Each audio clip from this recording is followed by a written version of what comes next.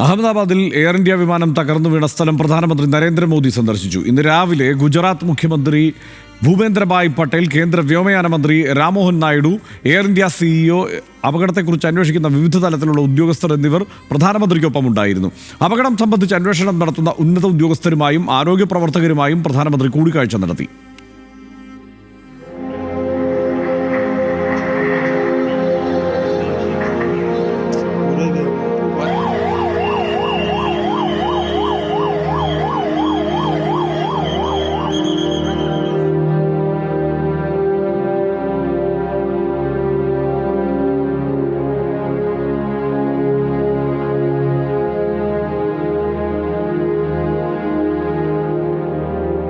ഇന്ന് അഹമ്മദാബാദിലെ അപകടസ്ഥലം സന്ദർശിച്ചു.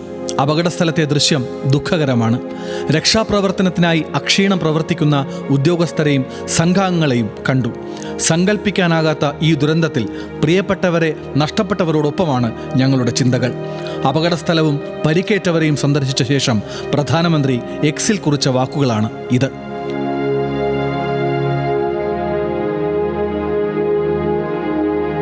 അഹമ്മദാബാദിൽ എയർ ഇന്ത്യ ബോയിംഗ് വിമാനം ഇടിച്ചിറങ്ങി അപകടമുണ്ടായ സ്ഥലത്താണ് പ്രധാനമന്ത്രി ആദ്യമെത്തിയത്. ശേഷം പരിക്കേറ്റവർ കഴിയുന്ന ആശുപത്രിയിലെത്തി ചികിത്സയിൽ കഴിയുന്നവരെ ആശ്വസിപ്പിച്ചു. ദുരന്തത്തിൽ നിന്ന് അത്ഭുതകരമായി രക്ഷപ്പെട്ട രമേശ് വിശ്വാസിൽ നിന്ന് അദ്ദേഹം വിവരങ്ങൾ ചോദിച്ചു മനസ്സിലാക്കി.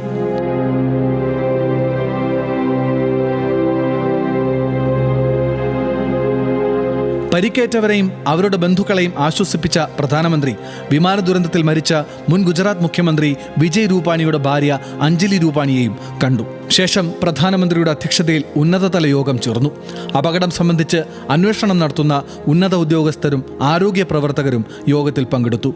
ഗുജറാത്ത് മുഖ്യമന്ത്രി ഭൂപേന്ദ്രഭായ് പട്ടേൽ, കേന്ദ്ര വ്യോമയാന മന്ത്രി Rammohan Naidu, Air India CEO എന്നിവരും പ്രധാനമന്ത്രിക്കൊപ്പമുണ്ടായിരുന്നു. Team news Malayalam, Ahmedabad.